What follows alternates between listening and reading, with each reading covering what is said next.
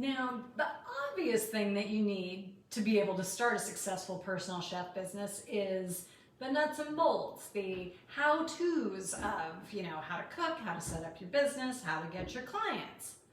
Sounds simple, right? But this thing is actually more important than that. I can give you the how-tos all day long, and I do it in my videos here, on my blog posts, my free guides and downloads. But if you have that, why haven't you still been able to create a successful personal chef business? And here is the dirty little secret that people don't tell you. Your mind is not excited about starting a business. And to be really successful, you need to learn how to manage your mind. Hey, Chef Shelly here. I help passionate home cooks get paid to do what they love without culinary school or restaurant work by starting a personal chef business. If that's something you're interested in, be sure to subscribe and click the little bell so that you never miss one of my weekly videos. So I have run my business from struggling and part-time to overworking to making more money with less work than I ever thought I could. And not the part where I teach about you how to start your personal chef business. I'm just talking about, me cooking for my own clients. If I would have known this stuff earlier, I would have been successful so much faster and been so much happier and less worried along the way. So this is not going to be anything that you'll be able to skip doing if you want to be successful having your own personal chef business. Because going to a job and doing what you're told is a completely different skill set than what you'll need to do being an entrepreneur with your own business. In a nutshell, and you may have learned about this before, it all has to do with how our brains work. So what used to keep us alive has now become a barrier. Our brains evolved to seek pleasure, like binging ice cream and watching Netflix or TikTok for hours, and avoiding pain, like taking risks and putting yourself out there. That's, how to stay efficient. This is how we survived. And this, isn't what you want to do now. When you think of starting your business, it's the opposite of all those things. It doesn't give you immediate pleasure. It can bring up a lot of negative feelings and discomfort. It's the opposite of pleasurable to learn something new sometimes. And your brain will actually interpret this as being in danger. Now, the good news is we have the self-awareness to be able to manage our minds freaking out a little bit. So you're going to have a lot of new experience. You're probably going to have some failures, which really freaks your brain out. Lots of confusion and I don't understand. That's a constant inefficiency for your brain to be dealing with. And when you experience rejection, again, your brain is going to see it as danger that can threaten your survival. Your brain just wants, and my brain too, this is everybody, it wants everybody to like us, just to stay safe in the middle of the herd. Starting your own business means taking risks and experimenting and learning. And our brains don't want to do that. It's actually the opposite. And we're going to have some fear and some doubt.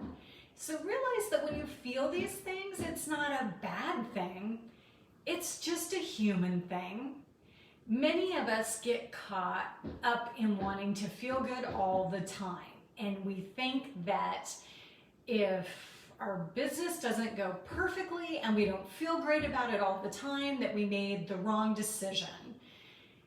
Sometimes we're not even conscious of this. And so instead of doing what you need to do to start your dream business and to get paid to do what you love, cook, and realize it's okay to have some of these negative feelings come up, we avoid doing the things that we know we need to do or put them off, procrastinate, do something else. When you're going out there and going after your dreams, your brain can get a little freaked out and really want you to quit. The brain is comfortable in the past. It might not have liked what you were doing, but it knows what happens. It knows what it has to do. You have to think about the future when you're starting a personal chef business, and that can freak your brain out. It knows you'll stay alive if you just keep doing what you're doing. But your brain also has dreams and ideas, so you just have to realize that you have this juxtaposition, these two sides, these two thoughts, whether you are conscious about it or not, and it's okay.